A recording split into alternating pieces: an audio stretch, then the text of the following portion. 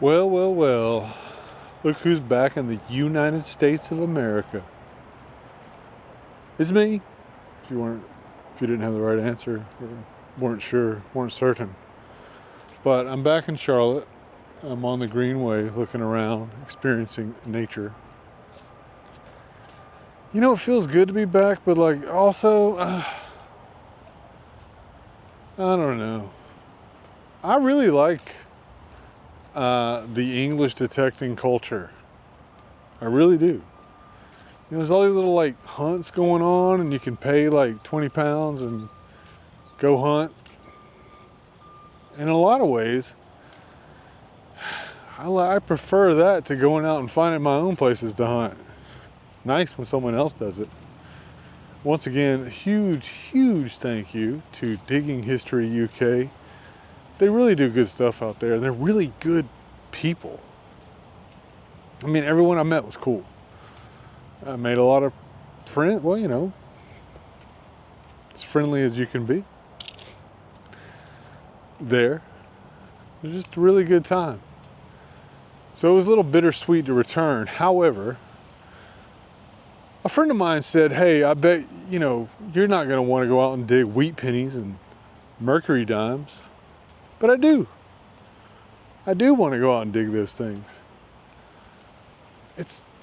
I think I've reached a point where it's not, I don't even know if it's about what I find that's important. Really. I mean, in the beginning it definitely was. But now it's just like the act of doing it is definitely very important to me. You know, let me know if you've ever felt like that, or is this where I'm transcending in the hobby? I don't know. I know I got to do something about this channel. So I post 3 videos a week. You know, some get good views, some don't. I'm not really concerned with that. But I feel like I need to like take the content to the next level, because look, not a lot of people are doing what I mean, I can go all over the place and detect.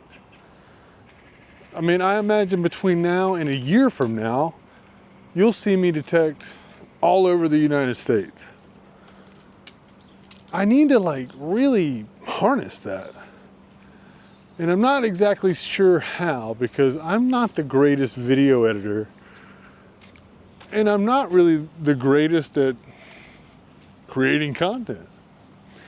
So I gotta find like the middle ground there. So like maybe I'll make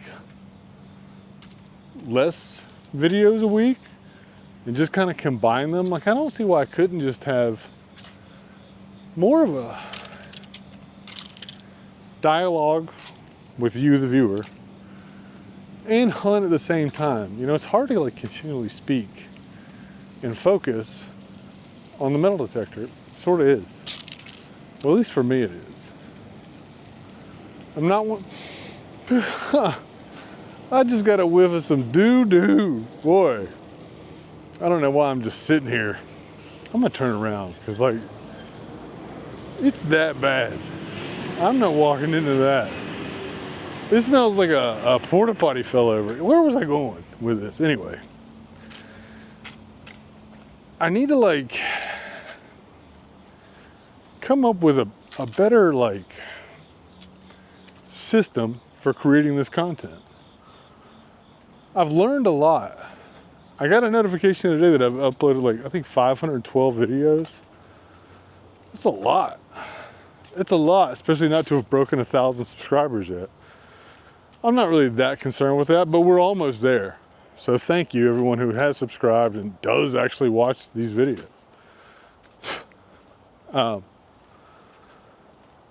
I really want to try and shift the content somehow and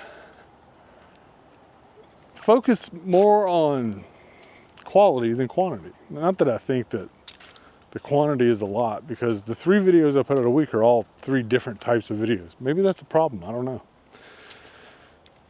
know. But I would expect to see a shift and changes coming for the better. I'm not gonna stop this. I gotta figure it out. I watched a lot of videos about like what to do, and everyone's got kind of an opinion. And I listen to some stuff. I don't know. I care about the detecting. So I want to detect more. So I'm gonna figure out something. I hope. Feel free to drop any suggestions. And if there's anything one thing I was thinking about doing, and that's going to like terrible sites and detecting. Like, I think it'd be cool to detect like the Villisca axe murder site. Or like, places like that. Or, haunted places. Be kind of cool. I don't think that I'll find anything in particular, but we could always make a big deal out of it.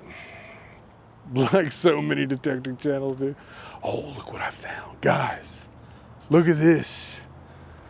Look at this. A Civil War soldier dropped this. Probably, but who knows. Anyway, just some thoughts on that. While I'm talking, check out some of these pictures from my trip. Man, what a great time I had. Not just detecting. For those who don't know, me and Mrs. Treasure also like to go out and do like tiny food time. So we went to all these different places. Dinner by Heston at the Mandarin Oriental was really good. Really good. But a real surprise, delicious one was Roots in York. That was really good. But flavor-wise, I really think that Veraswamy in London, man, that was a tough one to beat. It was tough to beat for a lot of reasons. But anyway, I went all over the place. I got a lot left to explore in the UK, so I'm gonna have to return. Big shout out to Tony Furbank and Red Van Rick for being such awesome dudes. I doubt you're watching this, but really, I really appreciate your hospitality. It was just so wonderful. And I will be return, and I hope to detect with you guys once again. When you come across some detectorists, not only can you learn from them, but being around them makes you just a better detectorist. Sometimes you're around people that they spark that thing where it's like, I'm gonna find the thing. And that's how those guys are. And you need that in this hobby. Coming up on a busy street, so it may get loud. But you gotta surround yourself with people who are gonna be positive about the day. And those guys are like that. I just in general noticed that the culture of detection, in my limited experience in the UK, was superior to my experience with detection and detectorists in the US. Now, don't take that the wrong way. I know, detect with, and enjoy being around many great American detectorists. But, and maybe it's because we have less stuff here to find. I don't know. I don't know that I believe that. I don't know. But there's definitely a little bit of a cultural difference. And the only way that can be changed is, by trying to change it. I just know that so far it's been my experience over there. Their beliefs in the hobby generally align with my beliefs in the hobby. And that is, there's more than enough for everybody to find. And don't get me wrong, I'm sure there's several jerks over there. I didn't run into them. But I know they exist. They exist here. But, one thing that struck me, right, is one of the guys with Digging History UK was we don't have seated hunts. It's not really a thing over there. It's definitely a thing here. And it got me thinking about the culture of seated hunts too. And how some people are like, they really expect to get their money back out of fines and stuff. And I don't know. I'm rambling, I know that much. And I've probably gone off on a little bit of a tangent with this, but I just think that there's room for improvement here. I'm sure there's room for improvement there too, but there's definitely some room for improvement here. And maybe we can help improve it. That's why I'm always talking about clubs. Get involved. Join a club. Do something for the hobby. And it'll be rewarding. You will be rewarded for it. Now, you may not make any money or get anything like that, but you'll make friends that'll probably last a lifetime. Because I got news for you, this hobby is very niche. And although some days it seems like there's tons of us, there really aren't. There really aren't. It only seems like there's tons of us when we're like together at the same time, you know, because we're all hunting for the thing on top of each other. But there's more than enough out there for all of us. And I firmly believe that. No matter where you're at. I mean, you go to the UK, you can find Romans and hammers and just tons of treasure from millennia, okay? But here, sure do find lots of silver and lots of gold. It may not be old, but it's still worth money. And that's treasure. Believe me, I got books and books of silver, boxes of treasure, because that's what I'm into. And you can be into that too. And if that's what you like, you'll find it. Go out there and find it. But anyway, I've probably rambled on a little too long. I hope you enjoyed some of the pictures from my trip. There'll be more trips coming up. I plan on doing several events. I'm already booked for a couple events next year. One's Dickstock, so I'll be there. Another one is the Larry Cisna hunt. It's going to be in Virginia. Excited about that one because I think that'll be a challenging one. So, and I feel like I'm getting to a point where like I really like a difficult hunt. You know, I like taking the technical level up a little bit. You know, I'll tell you, speaking of technical level, I just walked back into that poop smell again. It's unreal nasty.